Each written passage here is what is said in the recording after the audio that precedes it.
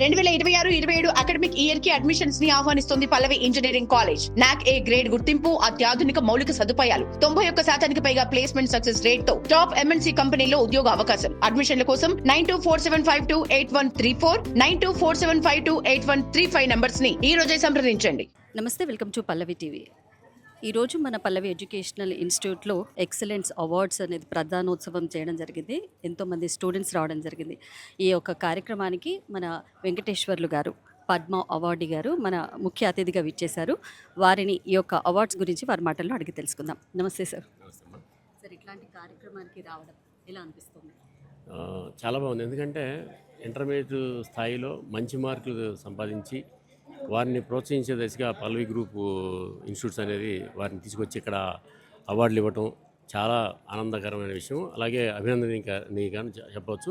ఎందుకంటే మెరిట్ స్టూడెంట్స్ని ఎప్పుడు కూడా ప్రోత్సహించాలి. ఎంతోమంది పేదవాళ్ళు ఉంటారు. పేదవాళ్ళలో వాళ్ళు చాలా అనేక కష్టాలు కూర్చి వాళ్ళు మంచి చదువుకొని వాళ్ళు ఇంకా ఇంజనీరింగ్ కాలేజీలకి ఇంకా పెద్ద పెద్ద చదువులు చదవడానికి ప్రోత్సహించడానికి ఇక్కడ వారిని తీసుకొచ్చి వాళ్ళకి అవార్డులు ఇవ్వడం అనేది చాలా అభినందనీయం. దీనికి మన ఎమ్మెల్సీ కొమ్మరి గారిని చాలా అభినందిస్తున్నాను. అలాగే ఇక్కడ ఈ కాలేజీలో ఎందుకంటే వాళ్ళని ఇక్కడ ఎవరైతే మెరిట్ స్టూడెంట్స్ వచ్చారో వారిని ఈ కాలేజీలో కూడా వారిని కూడా తీసుకొని ఇంకా వాళ్ళకి మంచి ఉపాధి అవకాశాలు కల్పించడానికి కూడా ఇది ఒక ప్రోత్సాహంగా చెప్పుకోవచ్చు. ఎందుకంటే పల్లవి గ్రూప్ చాలా కొన్ని వేల మందికి, లక్షల మందికి ఎడ్యుకేషన్ ఇవ్వడం, పేదవాళ్ళకి కొంచెం చదువులో వాళ్ళు సహాయపడటం అనేక కార్యక్రమాలు చేస్తుంది. తెలంగాణలో మేజర్గా పల్లవి గ్రూప్ ఆఫ్ ఇన్స్టిట్యూట్స్ పెద్ద పెద్ద కార్యక్రమాలు చేపట్టి విద్యార్థుల్లో చైతన్యం తీసుకొచ్చి విద్యార్థులకి మంచి మేధస్సును కల్పించి అనేక వాళ్ళ స్కిల్ డెవలప్మెంట్ చేయడానికి అనేక కార్యక్రమాలు రూపొందుకొని పనిచేస్తూ ఉంది. ఢిల్లీ పబ్లిక్ స్కూల్ కావచ్చు, ఎంతోమంది విద్యార్థులకి. అలానే ఇంకా ముందు ఇలాంటి మెరిట్ స్టూడెంట్స్కి వాళ్ళకి ప్రోత్సహించడానికి ఎందుకంటే మనం స్టూడెంట్స్లో కూడా అనేక రకాలుగా మేధస్సులు ఉంటాయి. వాళ్ళని ఇంకా ఇతర దేశాలకు తీసుకువెళ్ళి వాళ్ళలో ఇంకా మన మంచి ఇప్పుడు అనేక మంది, ఎందుకంటే కొంతమంది ఐఏఎస్లు అవ్వచ్చు, కొంతమంది ఐపీఎస్లు అవ్వచ్చు, కొంతమంది రాజకీయ నాయకులు అవ్వచ్చు, కొంతమంది శాస్త్రవేత్తలు అవ్వచ్చు, కొంతమంది డాక్టర్లు అవ్వచ్చు. వాళ్ళందరికీ ఒక మంచి ప్లాట్ఫామ్గా పల్లవి గ్రూప్ ఆఫ్ ఇన్స్టిట్యూట్స్ చాలా ప్రోత్సహిస్తుంది. చాలా అభినందనీయం చెప్పవచ్చు. సార్, మీరు అగ్రికల్చరిస్ట్ కూడా. సార్, నేటి యువతకు మీరు ఈ యొక్క ఫార్మింగ్ గురించి ఎలాంటి ప్రోత్సాహం అందిస్తారంటారు మీ మాటల్లో? తప్పకుండా అండి. ఎందుకంటే ఈరోజు ముఖ్యంగా మన దేశం ఎక్కువగా వ్యవసాయ దేశం చెప్పవచ్చు. ఎందుకంటే మనం రైతులు ఎక్కువ మంది మనం వ్యవసాయం మీద ఆధారపడి జీవిస్తూ ఉంటారు.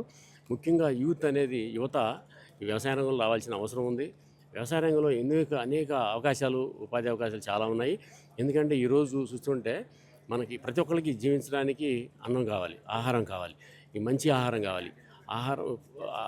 ఆహారం పండించే రైతులకి అండగా నిలవాలి. ఎందుకంటే ముఖ్యంగా యువత అనేక రంగాల్లో వెళ్తూ ఉంది. ఎందుకంటే ఒకవైపు ఐటీ రంగంలో కావచ్చు, కొంతమంది పారిశ్రామికీకరణ కావచ్చు, అనేక రంగాల్లో వెళ్తుంది. అట్లనే వ్యవసాయ రంగం కూడా చాలా ముఖ్యమైనది. ఎందుకంటే దాంట్లో యాంత్రీకరణ ఉంది, ఫుడ్ ప్రాసెసింగ్ ఉంది, ఐటీ ఉంది, అలాగే ఏఐ ఇప్పుడు ఆర్టిఫిషియల్ ఇంటెలిజెన్స్ ఉంది, అలాగే డ్రోన్ టెక్నాలజీ ఉంది. అనేక రంగాల్లో అద్భుతమైన అవకాశాలు ఉన్నాయి. ఫుడ్ ప్రాసెసింగ్ ముఖ్యంగా మంచి అవకాశాలు ఉన్నాయి. అందువల్ల దీంట్లోకి వచ్చి మీరు కూడా వ్యవసాయంలో ప్రత్యక్షంగా పాల్గొని దీని ద్వారా అనేక ఒక ఉపాధి కూడా ఉపయోగపడుతుంది. అలాగే ఒక ఎంటర్‌ప్రెన్యూర్‌కి కూడా మంచి అవకాశాలు ఉంటాయి. ఎందుకంటే ఫుడ్ ప్రాసెసింగ్ చూసినట్టయితే ఈరోజు ఒక మిర్చి కావాలంటే దాన్ని పౌడర్ చేసుకోవడం, దాన్ని ఎక్స్పోర్ట్ చేయడం, అలాగే మిల్లెట్స్ ఉంటే చిరుధాన్యాలను పండించి దాన్ని ప్రాసెస్ చేసి బిస్కెట్ల రూపంలో మనకి బయట ఎక్స్పోర్ట్ చేయడానికి కూడా మంచి అవకాశాలు ఉన్నాయి. అందువల్ల ఈ రంగంలోకి యువత రావాల్సిన అవసరం ఉంది. ఎందుకంటే ఎవరు కూడా ఈ రోజుల్లో వ్యవసాయం అంటేనే వెనక్కి వెళ్ళే పరిస్థితి ఉంది.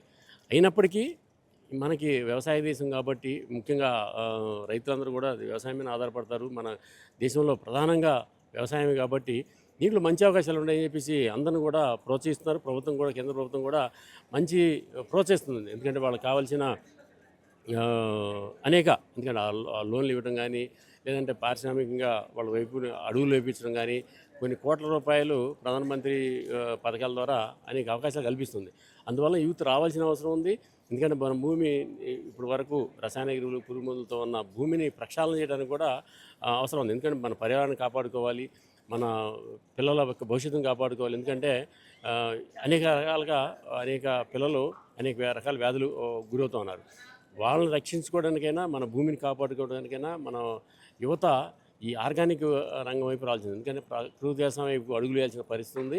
అందువల్ల ఐటీ రంగంలో ఉన్న ఎవరైతే ఉన్నారో వాళ్ళందరూ కూడా ఈ వ్యవసాయ రంగంలో, ఎందుకంటే న్యాచురల్ ఫార్మింగ్లోకి వచ్చి ఈ న్యాచురల్ ఫార్మింగ్ ద్వారా పండే ఉత్పత్తులని మంచి దేశ ప్రజలందరూ కూడా అందించాలనే ఏకైక లక్ష్యంతో ప్రధానమంత్రి గారు మోడీ గారు అనేక పథకాలు రూపొందించుకొని చేస్తున్నారు.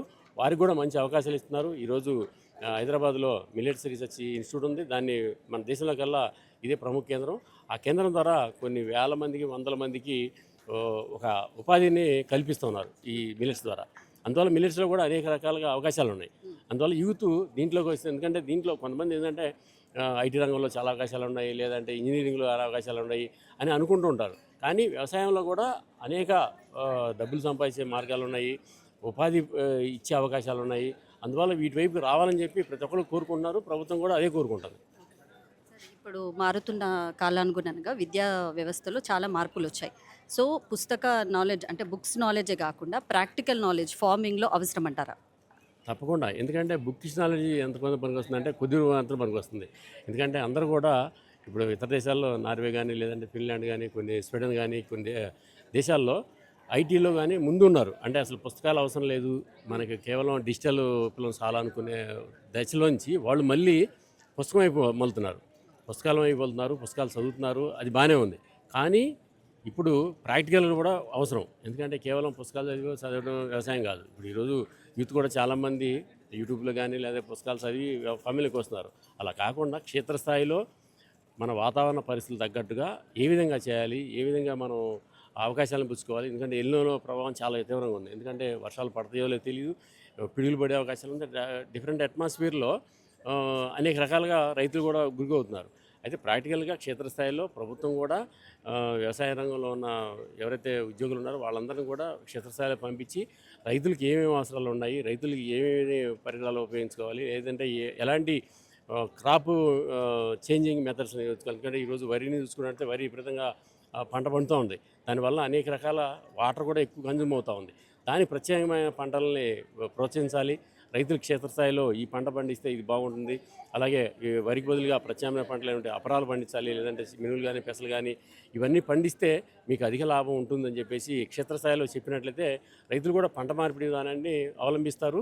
అట్లానే పంట మార్పిడి చేయడమే కాదు, దానికి తగ్గట్టుగా కింటాకి ఇంత 500 రూపాయల బోనస్ అని చెప్పేసి ఇతర పంటలకు ఏదైతే ఇస్తారో వాటి ద్వారా రైతులు ఆకర్షితులయ్యి వాటిని పంట పండించుకోవడానికి అవకాశం. ఎందుకంటే వాళ్ళు క్రాపు వేరే పంట పండించడం అంటే చెప్పడం వరకే కాదు, వాళ్ళకి ప్రత్యామ్నాయ మార్గాలు చూపించాలి. ఎందుకంటే ధర అధికంగా వస్తుంది, ఈ పంట పండిస్తే ధర అధికంగా వస్తుంది, కాకపోతే మీ కింటాకి ఇంత బోనస్గా ఒక 500 రూపాయలు ఇస్తాము అని కనుక చెబితే వాళ్ళు పంట చేసుకుంటారు.